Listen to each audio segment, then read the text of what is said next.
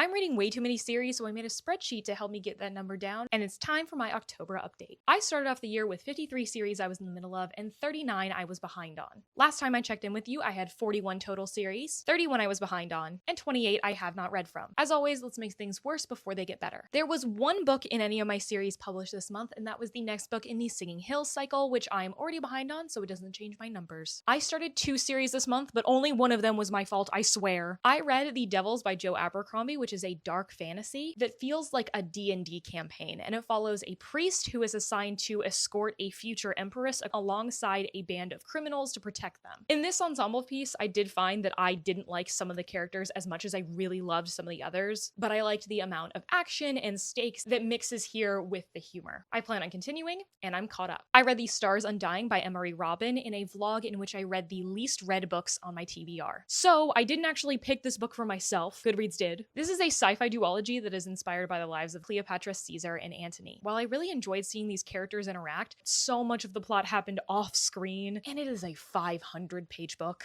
I liked picking out the historical moments and being like, oh, that's what this is. And it is only a duology, so I am planning right now to continue, but I could DNF it later. I read a whopping 3 sequels. I read The Sapphire Altar also for that video. This is the second in a fantasy trilogy that is about an invading empire in a world in which gods roam the earth. It had been ages since I read the last book, so I did struggle to feel connected to all of the characters, but I really loved the themes here, how it expanded on the magic, and how it tackles colonialism specifically as it intersects with religion. And the ending was wild, so I'll be finishing out this series. I read Abaddon's Gate by James S.A. Corey, which is the 3rd book in the Expanse series. It is a space opera that is about a ragtag group that is trying to survive an interplanetary war and an alien threat at the same time. I loved the previous books, but this book was just okay, and that seems to be the consensus. It just felt filler, but it didn't deter me from continuing on in the series. Lastly, I read The Enchanted Greenhouse by Sarah Beth Durst, the 2nd in a cozy fantasy companion series. This one is about a woman who appears on a nearly abandoned island that is full of these magical greenhouses that are slowly dying. While I didn't like this book quite as much as I liked book 1, partially because it focused much more on a romance that I liked less, I do really enjoy Durst's writing, and I think she's doing the right amount of stakes for a cozy fantasy book for me. I'll be continuing, and I'm caught up. I unfortunately did not decide on DNFing any series this month, but I will be doing more before the end of the year. So at the end of the month, I now have 43 series I'm in the middle of, oops. Still 31 series I'm behind on, but now 25 series that I have not read from. There are only 20 series that I'm behind on and have not read from this year, and I have read a total of 31 books in 30 different series. Let's see how I do next month.